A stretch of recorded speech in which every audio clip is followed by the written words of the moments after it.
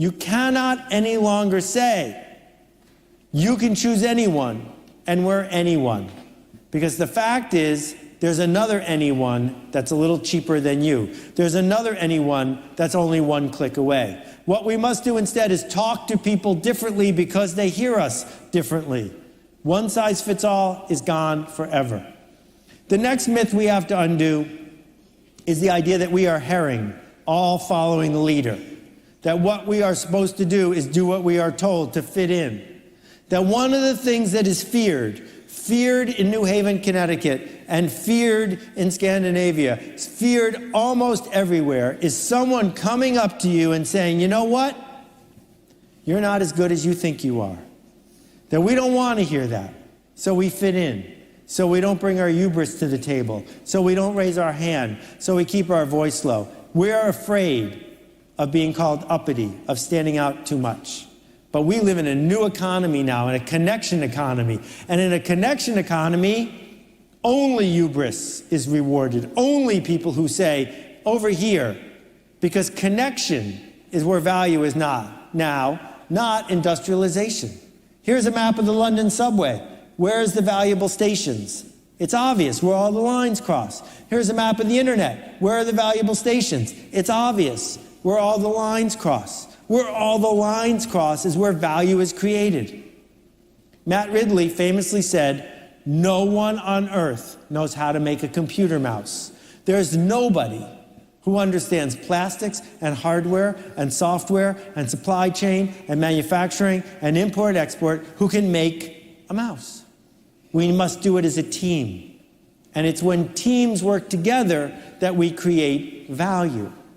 So this new economy, this connection economy, what's it based on? Here are some basic principles. The first thing is coordination.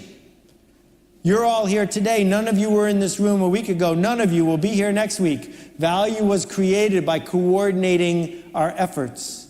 Number two is trust. There's someone sitting behind you or in front of you, and you trust them enough to talk to them. You trust them enough to be in the room. You don't even know them, but you know that they're fellow travelers.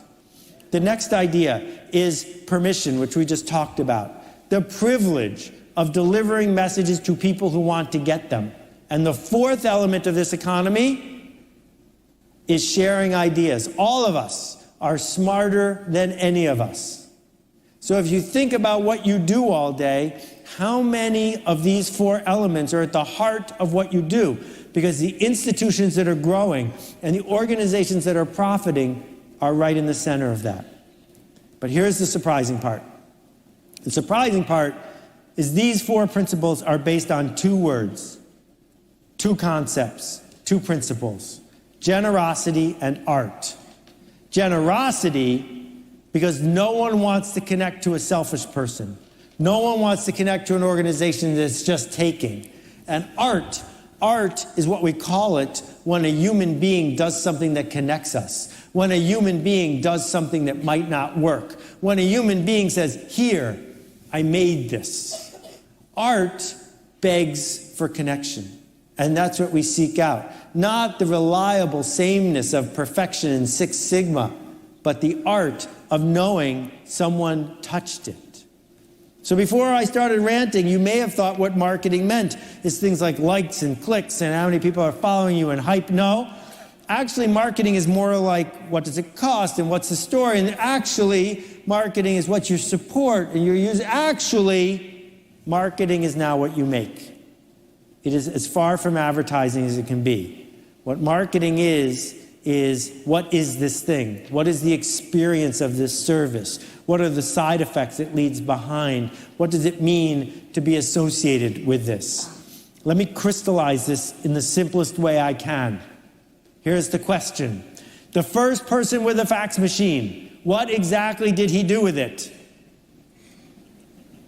I'll let you think about that for a second. You can't use a fax machine by yourself.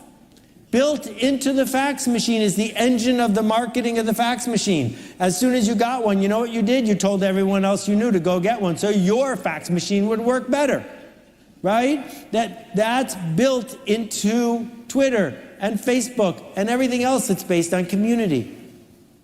Bob Metcalfe, he's not shy, coined Metcalfe's Law. And Metcalfe's Law says The value of any network is the square of the power of the people on the network. So we are now in the business of building networks, not in the business of building widgets, because widgets are cheap and easy to make. Networks last a long time, and they're hard to build.